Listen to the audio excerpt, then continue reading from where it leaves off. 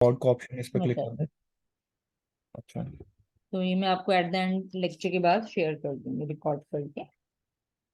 ठीक है। So first of all array हम लोग कॉन्सेप्ट जो है वो इसमें करते हैं, क्योंकि एरे बेस्ड भी कई चीजें चलेंगी। Link list is dynamically, dynamic memory ये होता है कि जैसे आप लोग बंच ऑफ मेमोरी एक पे एलोकेट कर लेते हो कि इनिशियली मैं 20 स्लॉट्स रख ली, और जहां पे उसको 20 स्लॉट्स एग्जैक्ट मिलेंगे। फॉर एग्जाम्पल अगर मैं एक ये एग्जाम्पल लेती हूँ कि एक मेरे को एरे की एग्जांपल ले ली हमने कि सिंपल से एक एरे, अब मैंने इसमें 20 ब्लॉक्स एलोकेट कर लिए, तो जैसे ब्लॉक्स बन गए।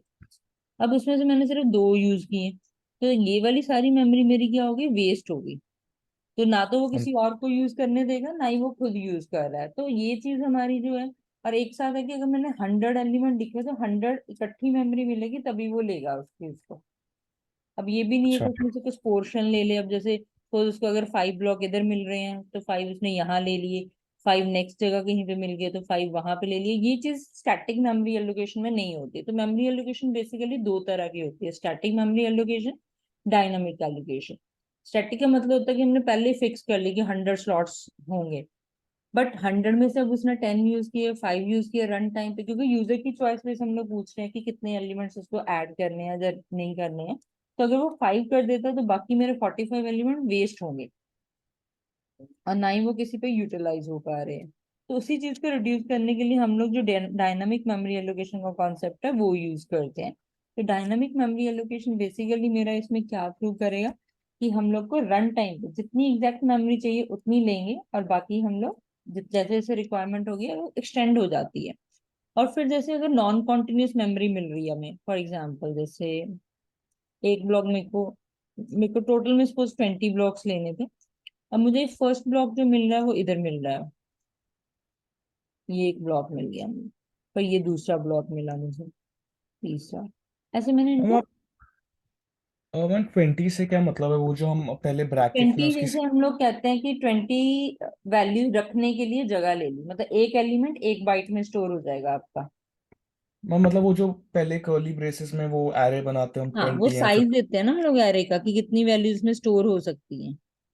हम कई बार तो वो नहीं भी देते, फिर जितनी मर्जी यूज कर हाँ, सकते हैं वो हम वैसे। लोग एक्सटेंडेबल होता है। जब हम लोग नहीं देते हैं दैट मीन कि वो हम एक मैक्स लिमिट रख लेते हैं कांस्टेंट वगैरह, तो यूजर से पूछ लेते हैं कि how many number of element you need, तो वो नंबर जो एंटर करें हम लोग उस तक लूप चला देते हैं।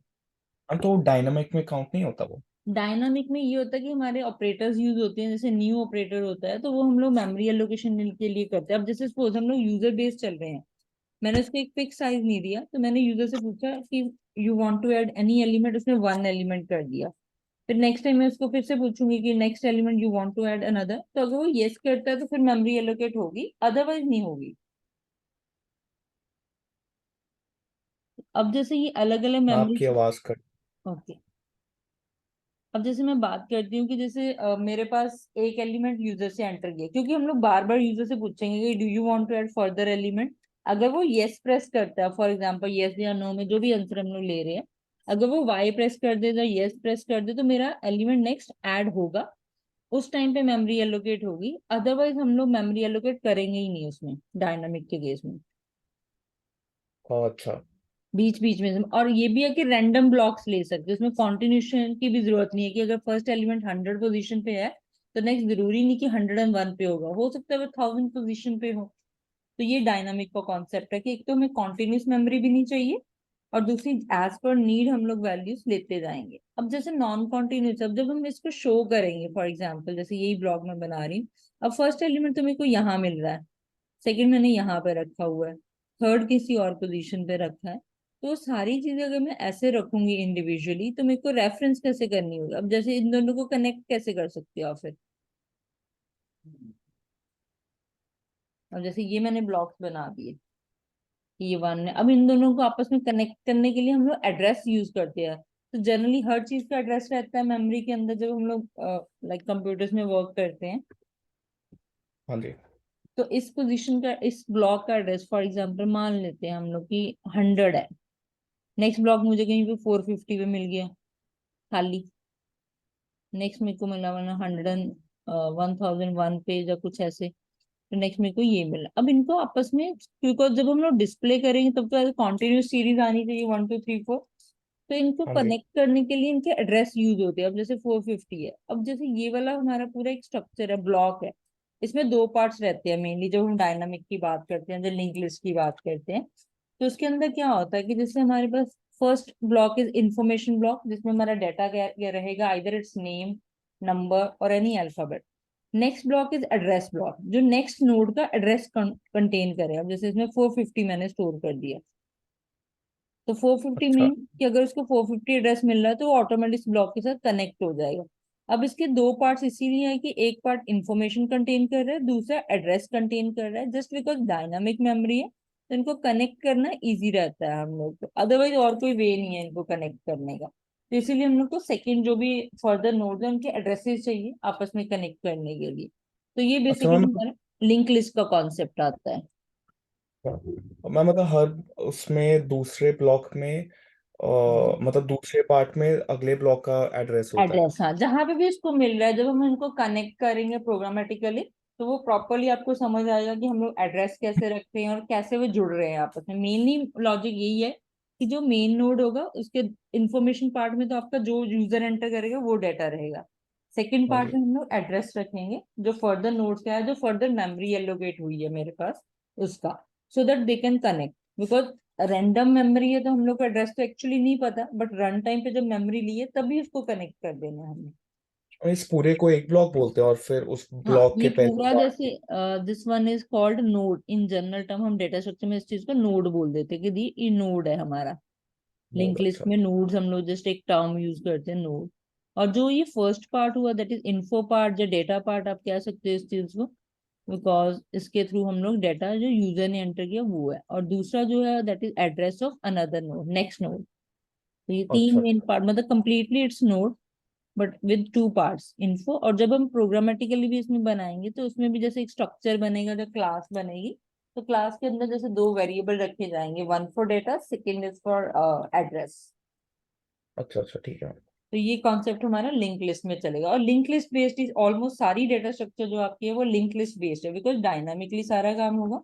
एरे इनिशियली हम लोग यूज करते हैं इम्प्लीमेंटेशन के लिए स्टैक की या क्यू की। तो स्टैक दोनों वेज में हो सकता है, स्टैक एरे के थ्रू भी इम्प्लीमेंट कर सकते हैं हम लोग प्रोग्राम, और हम लोग स्टैक को लिंक लिस्ट के थ्रू भी कर सकते हैं। तो लिंक लिस्ट के थ्रू अगर कर रहे हैं that is dynamic memory allocation का कॉन्सेप्ट हो जाएगा। अगर हम हाँ लोग जी। उसी चीज को एरे के थ्रू कर देते हैं तो फिर वो हमारा स्टैटिक मेमोरी एलोकेशन का पार्ट बन जाएगा।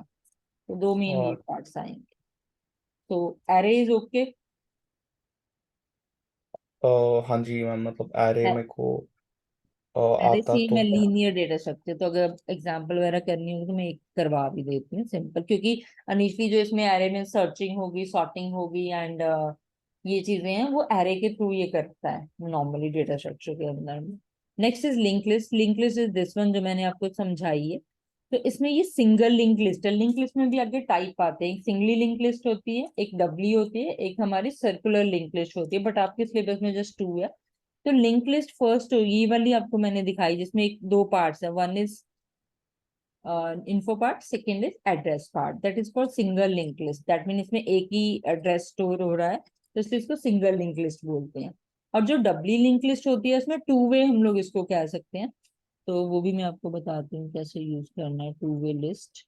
Just a minute. अब जैसे मैं इधर एक खाली स्लाइड लिख सकती हूँ।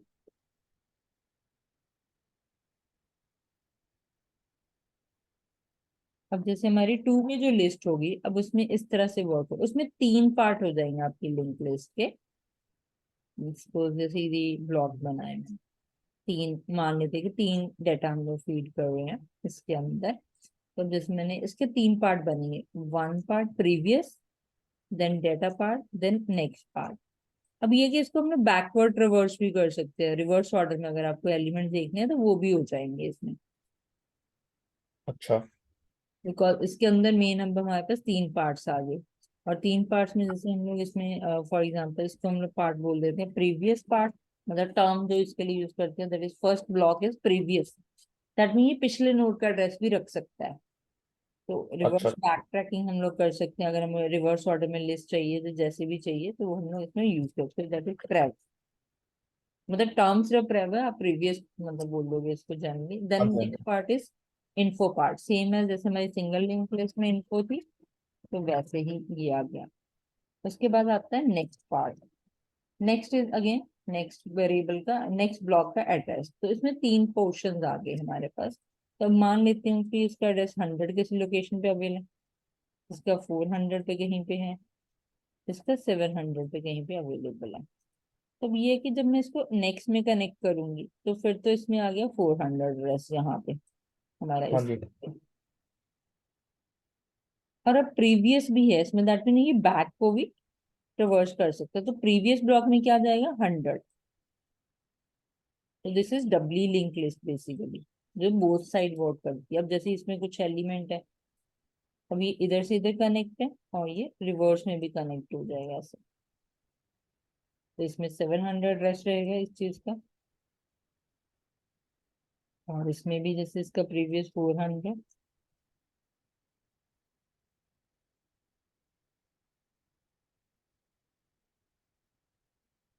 अब इसके बाद जैसे मेरी लिंक लिस्ट खत्म होगी तो यहाँ पे हम लोग नल स्टोर करते हैं। नल एज अ टर्मिनेशन यहाँ पे यूज हो रहा है कि अब हमारी लिंक लिस्ट खत्म होगी। तो इस केस में हम लोग जैसे यहाँ पे मान लो कि वैल्यू है 7, तो 749 आंसर आ जाएगा। अगर हम बैक साइड जाना चाहें, हमें हमारे पास लास्ट एड्रेस भी है, तो मैं लास्ट से शुरू करूंगी और 947 रिवर्स ऑर्डर में प्रिंटिंग होगी। This is doubly link list, जिसमें दो दो चीजें मेंटेन हो रही है, एक प्रीवियस का एड्रेस, एक नेक्स्ट का एड्रेस।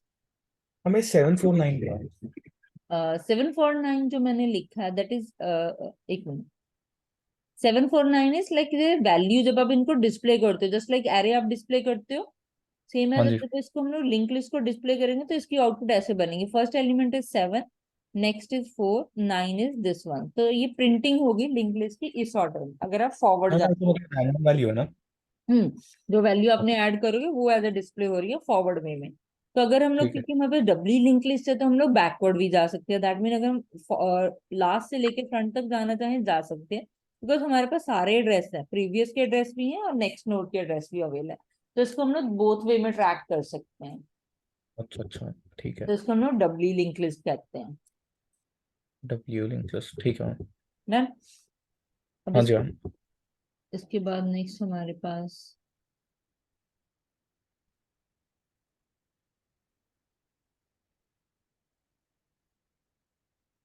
ये मैं clean कर-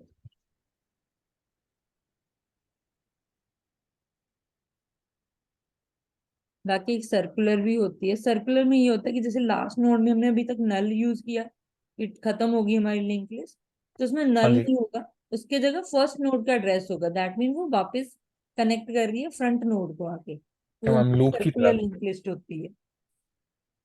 हाँ जी। लूप की तरह। हाँ लूप की तरह, लाइक फिनिश नहीं होगी, एंड में फिर से हमारा स्टार्टिंग एड्रेस मिल जाएगा, तो सर्कुलर लिंक लिस्ट। बाकी सारे ऑपरेशन सेम है, उसमें सिर्फ जब हम इंसर्शन और डिलीशन करते हैं फ्रॉम बिगनिंग वो चीज चेंज होती है, बाकी प्रोग्रामेटिकली सारा सेम ही चलेगा उसमें। अच्छा। नेक्स्ट हमारे पास आती है स्टैक। स्टैक इज लाइक कि जैसे वन आफ्टर अनदर। तो स्टैक में मेन रिस्ट्रिक्शन रहती है कि जो भी चीज ऐड ऑन होगी वो टॉप में ऐड होगी, और डिलीट होगी तो टॉप से डिलीट होगी। आप इन बिटवीन कोई ऐड नहीं कर सकते, रैंडम कोई एडिशन नहीं कर सकते। Stack is like this way, ma'am ये हमें है सिलेबस में। This like.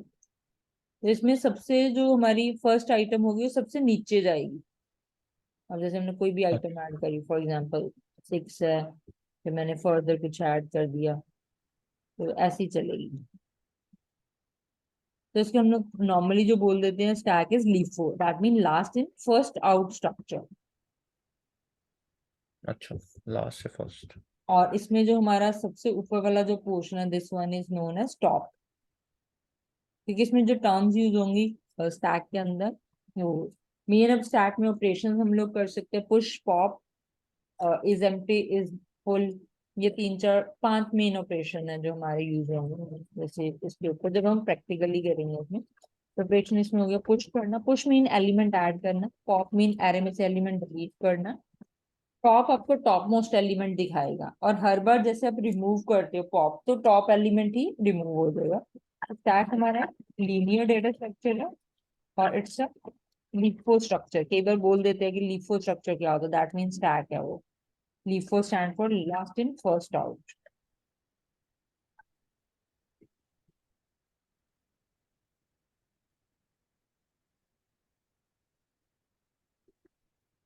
बाकी इसमें और भी ऑपरेशन आते हैं, जैसे इज फुल इज एम्प्टी कब यूज होता है, जब हमारे पास वो होते हैं एरे। अगर एरे में हम लोग लिमिट रख सकते हैं कि ठीक है कितनी मेमोरी एलोकेट करनी है, तो इनके साथ मैं ब्रैकेट इसलिए लगा रही हूँ because these are function. Generally कोई भी टर्म आप यूज कर सकते हो इसमें, मतलब मेनली इट्स इंसर्शन। बट जो हमारे एक क्या लो डेटा स्ट्रक्चर में हमारा जो टेक्निकल टर्म इसके लिए यूज करते हैं दैट इज पुश। और पुश हमेशा एंड में होगा, at the last element add होगा, फ्रॉम लास्ट ही रिमूव होगा। So add an element at end, removes an element from top is the last most element, the top most element ये आपको show करने के लिए। अब इस फुल इज एम्प्टी क्या चेक करते हैं कि जैसे जैसे हम लोग उसमें ऐड कर रहे हैं वैल्यूज, तो सपोज मैंने एक एरे बनाया, जब मैं एरे के थ्रू इम्प्लीमेंटेशन करूंगी स्टैक की, तो उसमें ये कि मैंने एक साइज रखा होगा, मेरे को 10 एलिमेंट्स मैक्सिमम एरे में मैंने रखने हैं। तो हर बार एक्चुअली मुझे चेक करना पड़ता है कि इज फुल, कि वो सारे एलिमेंट फुल तो नहीं होंगे, क्योंकि अगर फुल होंगे और हम लोग ट्राई कर रहे हैं ऐड करने के, तो एरर थ्रू करेगा वो कि बियॉन्ड लिमिट अच्छा। जा रहे हैं, साइज के बियॉन्ड जा रहे हैं। तो उस केस में हम लोग इज फुल हर बार चेक करते हैं कि हमारे स्टैक में जगह भी है एलिमेंट रखने के लिए, तो उसके लिए इज फुल यूज होता है चेक करने के लिए is that stack is full और नॉट, इस काम के लिए। सेम इज एम्प्टी है, तो इज एम्प्टी बेसिकली चेक करेगा कि आपका स्टैक खाली तो नहीं है, क्योंकि अगर खाली होगा और हम ट्राई कर रहे हैं कि उसमें से कोई एलिमेंट डिलीट करे तब भी वो एरर देगा आपको। तो उस काम के लिए ये स्टैक के ऑपरेशन हमारे पास यूज में आएंगे। तो ये 5 मेजर ऑपरेशन है जो हमारे स्टैक में यूज हो जाएंगे। ठीक है। Done? हाँ जी। अब इसके बाद आती है नेक्स्ट हमारे पास स्टैक के बाद क्यू। क्यू बेसिकली हमारी फीफो स्ट्रक्चर है। फीफो सिंपली इट्स लाइक जैसे हम नॉर्मल क्यू कहीं पे भी यूज करते हैं, तो इस पर्पज के लिए हमारी क्यू इसमें यूज आ जाएगी। क्यू के अंदर काफी चीजें हम लोग बना सकते हैं, जैसे मतलब क्यू के फर्दर टाइप्स भी होते हैं, लीनियर जैसे हमारे पास आ जाती है। इसमें भी जैसे प्रायोरिटी बेस्ड क्यू आती है, फिर हमारी सिंपल क्यू आती है। तो अगर हम सिंपल क्यू की बात करते हैं, इट्स लाइक जैसे हम लोग नॉर्मल क्यू फॉलो करते हैं।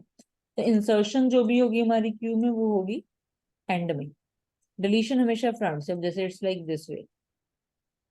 तो इसमें जो हम लोग टेक्निकल टर्म इसका जो यूज करते हैं, तो फ्रंट एंड रेयर इसको हम लोग बोल देते हैं कि this is front part of my Q,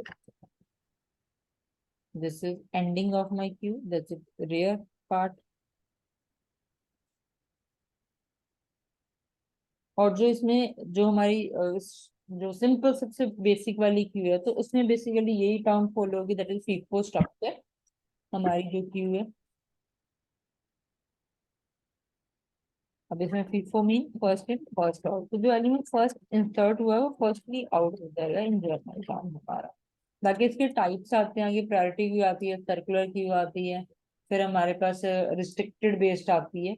insertion मतलब इंसर्शन सिर्फ एक एंड पे होगी, डिलीशन आप बोथ एंड से कर सकते हो।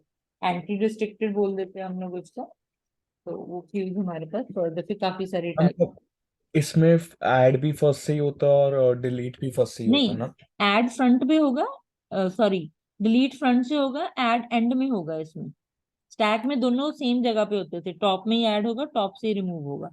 इसमें डिलीशन फ्रंट से होगी हमेशा हमारी। अच्छा। तो डिलीशन फ्रॉम फ्रंट है, एडिशन एट द एंड। अच्छा अच्छा, डिलीशन फ्रॉम और जैसे फ्रंट जनरली हम एडिशन। लोग क्यू में खड़े होते हैं, तो हम लोग फ्रंट में से निकल के जाएगा पर्सन, और जो भी नया पर्सन आएगा उसके क्यू में एंड में ऐड हो जाएगा। तो सेम कॉन्सेप्ट ही फॉलो करती है हमारी। हाँ। ठीक है। तो इट्स लाइक सेम, तो एडिशन एट द एंड होगी। अब इसमें जब वो टाइप आएंगे कि एंट्री रिस्ट्रिक्टेड है, डिलीशन रिस्ट्रिक्टेड है, फिर उसमें चेंज हो सकता है कि डिलीशन एक एंड से होती है, इंसर्शन दोनों एंड पे होती है। तो उसके आगे काफी सारे टाइप आ जाती है, मतलब मेनली 3-4 टाइप हैं इसमें जो हम लोग जनरली यूज करते हैं। तो आपके डिटेल जब सिलेबस होगा फिर उसमें हम लोग देख लेंगे कौन कौन से हैं, तो उसके अकॉर्डिंग। तो दैट इज फीफो। अब इसके भी कुछ ऑपरेशन है जो इसके टर्म्स हम लोग एज एन नेमिंग यूज करते हैं इसके अंदर। तो इसमें जो ऑपरेशन हमारे पास आते हैं, इसमें होते हैं enqueue. Enqueue is same as insertion, but उसके लिए ये टर्म हम एनक्यू यूज करते हैं, डिलीशन में डीक्यू बोल देते हैं। फिर इसमें भी इज फुल इज एम्प्टी चलेंगे कि चेकिंग के लिए इज दैट क्यू फुल और एम्प्टी। मतलब ये हमने खुद ही क्रिएट करने हैं फंक्शन, कोई पहले से डिफाइंड टर्म्स नहीं है ये। अच्छा अच्छा। जिनको जस्ट लाइक फंक्शन हम लोग नाम देते हैं फंक्शन के, वैसे ये फंक्शन एक तरह से नाम ही है हमारे जो स्टैक में हम लोग यूज करेंगे, क्योंकि ये हाँ इनिशियली जी। टर्म देता है हम लोग को इसको यूज करना और रेफरेंस करना है। क्योंकि अगर आप किसी को बोले कि ये पुश हो रहा है स्टैक में, तो वो क्लियरली अंडरस्टूड है कि हम लोग एलिमेंट ऐड कर रहे हैं। पॉप मीन कि वो एलिमेंट डिलीट हो रहे हैं, तो उसमें आज सच कोई प्रॉब्लम नहीं आएगी जब किसी थर्ड पर्सन को आप इसको समझा रहे होगे। तो इस काम के लिए ये हमारी क्यू यूज हो जाएगी। ठीक है। Clear?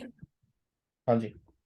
अब इसके बाद फिर हमारे पास आते हैं ट्री। अब ट्री जो है वो नॉन लीनियर फैशन में आता है, like non linear data structure हम लोग कह सकते हैं इसमें।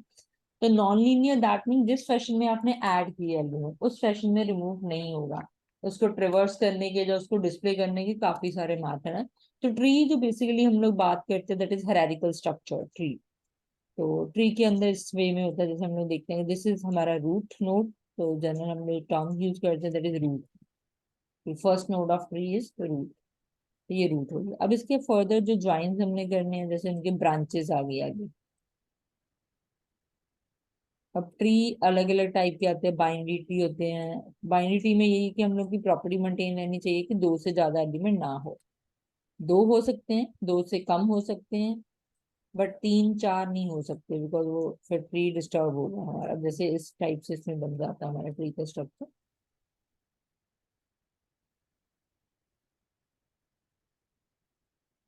तो ये चीज। अब इसमें जैसे हमने ये चाइल्ड्स एक तरह से मान लिए कि कुछ भी मान लो ए है, बी नोड हो गया, जो सी। अब इनको प्लेस करने का एक वे होता है कि हम लोग कौन सी एलिमेंट किधर प्लेस करते हैं, वो हमें इसमें जो ट्री है वो पता होना चाहिए। तो इसमें कई तरह से हम लोग करते हैं। तो मेनली क्या होता है कि हम लोग फर्स्ट एलिमेंट जो रखते हैं अपना, जैसे मैं आपको एक सिंपल से छोटा सा ट्री बना के बता रहा हूँ कि फॉर एग्जाम्पल आपके पास ये नंबर्स हैं, रेंडम मैंने जो नंबर लिखे।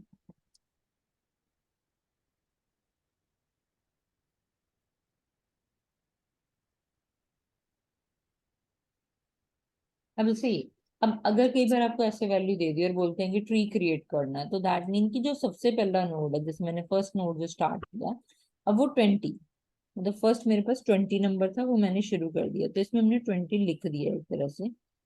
20 मतलब रूट है? अभी फर्स्ट नोड जो हमारा शुरू करेंगे हम लोग फर्स्ट से कर रहे हैं, दैट मीन वो रूट बनेगा आपका। तो 20 को अच्छा। अब मैंने इस केस में अगर लिखना है तो that is at the top most. अब उसके बाद हमारी कंडीशन होती है कि रूट के जो लेफ्ट में जाएंगे वो रूट से छोटे एलिमेंट होंगे, मतलब रूट से छोटा नंबर होगा। और जो राइट हाँ। साइड में जाएंगे वो रूट से बड़ा नंबर होगा। अब जैसे नेक्स्ट 56 आया मेरे पास, तो 56 अब कौन सी साइड जाएगा? राइट। राइट में। Because that is larger than this one, तो इसको मैंने लार्ज राइट साइड में ऐड कर दिया। हर एलिमेंट हम लोग कंपेयर करना होता है जब हम ऐड करते हैं, रूट के साथ कंपैरिजन होगा। अब इसमें मैंने 56 जो ले लिया वो रूट बन गया फॉर द नेक्स्ट वन। मतलब मेन रूट मेरा 20 है, 20 के राइट में 56 चला गया। अब जैसे 75 आया, 75 20 से बड़ा है। हाँ जी। फिर 75 56 से भी बड़ा है, हाँ जी। तो वो 56 के भी राइट में जाएगा। 56 के भी राइट में, ठीक है। कि जो भी बड़े एलिमेंट है वो राइट साइड में प्लेस होने हैं हमारे, बेस्ड ऑन हर एलिमेंट के साथ इनको आपने कंपेयर करते हुए जाना है। अब जैसे नेक्स्ट आया 24। अब 24 20 से तो बड़ा है, हाँ जी। बट 56 से छोटा है, हाँ जी। तो हाँ। 56 के लेफ्ट में चला जाएगा। अच्छा। तो इस तरह से आप ट्री को क्रिएट करोगे। जैसे 24 अब मैंने यहाँ पे लिख दिया। अब इसके बाद जैसे नेक्स्ट हमारे पास आया, अब नेक्स्ट एलिमेंट है 61। अब 61 20 से बड़ा है, हाँ डन। जी। 56 से भी बड़ा है, हाँ जी। 75 से छोटा है, तो ये किस साइड जाएगा अभी हमारा? लेफ्ट में। लेफ्ट में। तो 75 के लेफ्ट में मेरे पास 61 अवेल हो जाएगा, तो इस जगह पे मैंने 61 ऐड कर दिया। अब नेक्स्ट आता है ना, हमारे पास 2। ऑर्डर में करना होता है? हाँ जी। ये ऑर्डर में करना होता है? हाँ basically not in order, because यहाँ पे कोई ऑर्डर तो नहीं फॉलो हो रहा कि असेंडिंग या डिसेंडिंग, बट हमें हर बार कंपैरिजन करना है रूट के साथ, हर एलिमेंट के साथ, कि वो उससे हाँ बड़ा है कि मतलब छोटा जैसे है, बेस्ड ऑन। आपने जैसे 20 56 ऐसे लिखे ना, तो मतलब आप वैसे ही कंपेयर कर रहे हो, कोई भी रैंडम एलिमेंट लेके कंपेयर कर रैंडम सकते हैं? रैंडम, जैसे हम लोग 20 को पहले रूट बना दिया, फिर 56 आया तो 56 20 से बड़ा था इसलिए वो राइट में चला गया। अच्छा, मैं मतलब अगर रैंडम के लिए तो रैंडम टेबल बनेगा ना, ऐसे कोई फिक्स तो नहीं है कि हाँ फिक्स। मतलब और इसकी जैसे जैसे मैंने ये इंसर्शन इस वे में करी कि पहले 26 दिया, फिर 56, फिर 75। अब ये ऐड तो इस ऑर्डर में होंगे जो ऑर्डर मैंने यहाँ पे दिया है, बेस्ड ऑन कंपैरिजन करके कि लेफ्ट जाना है कि राइट जाना है। बट जब मैं हाँ जी। इसको डिस्प्ले करूंगी, अब इसको डिस्प्ले करने के 3 मेथड है ट्री को। अब एरे में तो अच्छा। स्ट्रेट होता है कि हम लोग यहाँ से यहाँ तक चल रहे हैं, 1 to 10 चल रहे हैं। स्टैक में भी सिंपल था कि फर्स्ट पहले आउट होंगे फिर आउटपुट आ जाएगी हमारी। बट इस केस में हमारे पास 3 वेज है इसको करने के, in order, pre order, post order. तो उसके हिसाब से अब फिक्स नहीं है, तो नॉन लीनियर हम उसी को कहते हैं कि जिस ऑर्डर में एलिमेंट ऐड हुए उस ऑर्डर में रिट्रीवल करना जरूरी नहीं है। मतलब मेरे को डाउट ऐसे है कि ये जैसे 75 है, हाँ अभी जी। हमने 61 ली है, तो हम्म। हमने बोला कि 75 से बड़ा है तो उसके लेफ्ट में आ गया। हाँ बिकॉज लेकिन हम वो लोग 20। हर एलिमेंट के साथ कंपेयर करते आ रहे हैं ना, तो पहले 61 को मैंने 20 के साथ किया, अच्छा।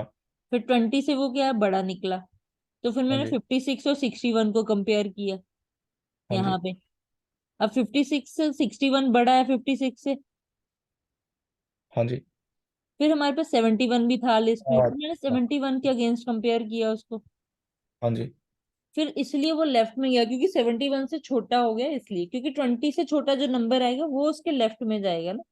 अभी मेरा अच्छा। हाँ जी, ट्री जो हाँ, कह समझ गया सकते मैं। हैं एक तरह से राइट हैंडेड बना है फिलहाल तो, अच्छा अच्छा, ठीक क्योंकि है। सारे अब एलिमेंट एक्चुअली बड़े लिख दिए थे मैंने ऑर्डर में, तो इसलिए अब इसलिए अच्छा मैंने ठीक। कुछ छोटे एलिमेंट्स इसमें ऐड किए सो दैट वो लेफ्ट साइड आ जाए हमारा।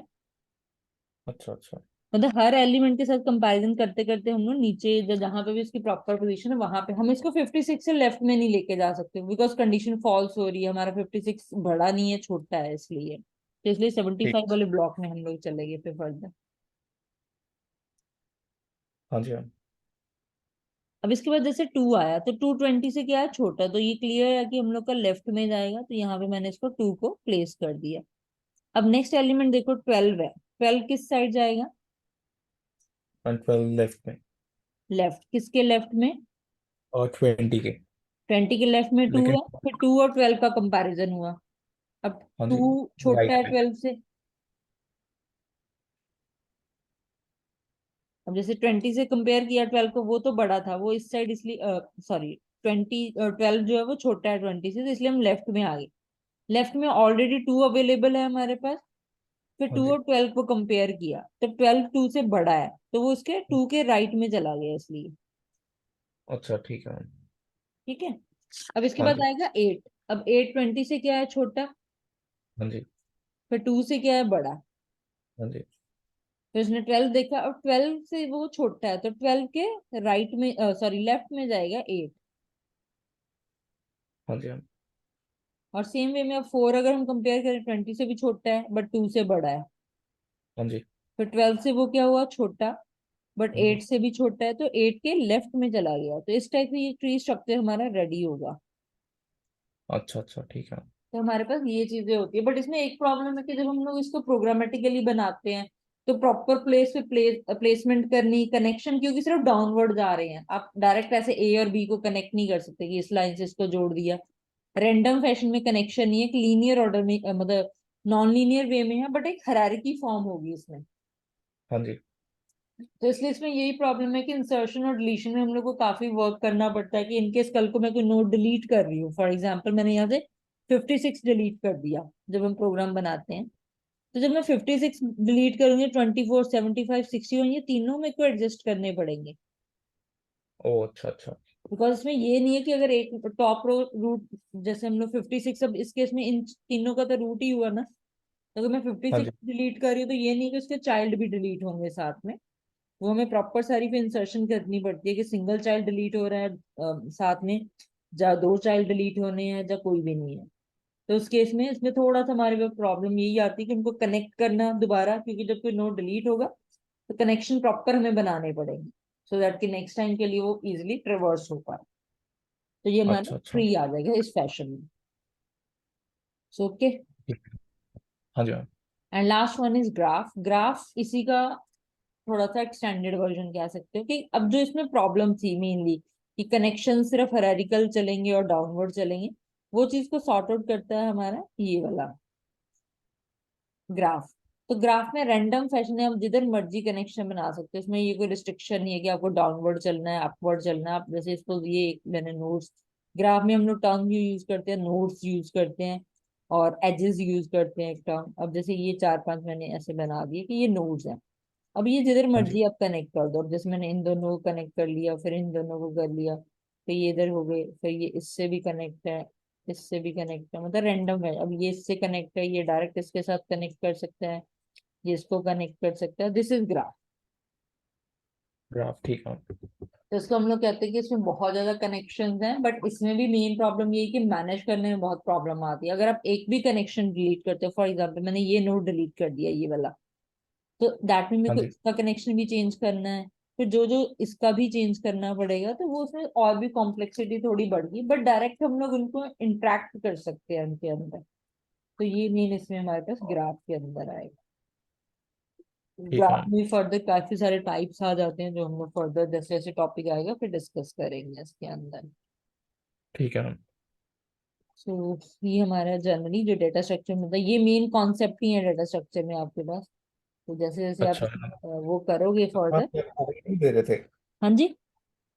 और ये आप ओवरव्यू दे रहे थे कि डेटा हाँ ये स्ट्रक्चर में क्या क्या ओवरव्यू है। था, बिकॉज अब इनकी डिटेलिंग आएगी फर्दर, क्योंकि एक एक टॉपिक का एक एक चैप्टर होगा आपको पूरा, जिसमें आगे ओ। प्रोग्राम्स होंगे एंड सारा। क्योंकि अभी तो जैसे इनमें इंट्रोडक्शन में दिया ना सम सैम्पल डेटा स्ट्रक्चर, तो मैं उनको क्लियर कर रही हाँ थी, जी। ये चीज आ जाती है। अच्छा अच्छा। अब जैसे ये क्यू का आगे टाइप देखो, इसने दे दिया प्रायोरिटी क्यू वगैरह, तो ये हम लोग फर्दर सारा करेंगे, ये क्यू के टाइप आ जाते हैं आगे। तो ये सिंपल। बाकी इसमें मेन ऑपरेशन ये चलेंगे, मतलब कोई भी आप डेटा स्ट्रक्चर उठा लो, ट्री पिक कर लो, ग्राफ ले लो, एरे ले लो, स्टैक, सब में इंसर्शन होगी, डिलीशन होगी, अपडेशन, सर्चिंग, सॉर्टिंग, ये मतलब कॉमन ऑपरेशन है जो हर डेटा स्ट्रक्चर के ऊपर वर्क करेगा। तो ये अच्छा चार अच्छा। पांच ऑपरेशन तो हमें करने ही पड़ेंगे हर डेटा स्ट्रक्चर के ऊपर। अच्छा एरे ठीक है। आप क्रिएट करते हो, एरे में इंसर्शन होती है, डिलीशन होती है, हाँ सर्चिंग जी। कर सकते हो आप एरे के अंदर। हाँ जी। तो ये सारे ऑपरेशन है, तो ये हम लोग फर्दर जैसे अब शुरू करेंगे, तो इसमें हम लोग वन बाय वन सारा डिस्कस करेंगे। बिग ओ नोटेशन एक्चुअली ये एक मेजरमेंट के लिए हम लोग यूज करते हैं कि कैलकुलेशन टाइम वगैरह कितना लगता है पर डेटा स्ट्रक्चर को, और कौन सी ज्यादा बेटर, क्योंकि इसमें टाइमिंग हमें कंसिडर करना पड़ेगा। अच्छा ये फिर अच्छा। मैं आपको नेक्स्ट इसमें क्लियर करूंगी सारे। तो नेक्स्ट आप एक ऐसे करना, जिस वेंसडे हमारी क्लास होगी तो आप एक बार वो रिवाइज कर लेना एरे।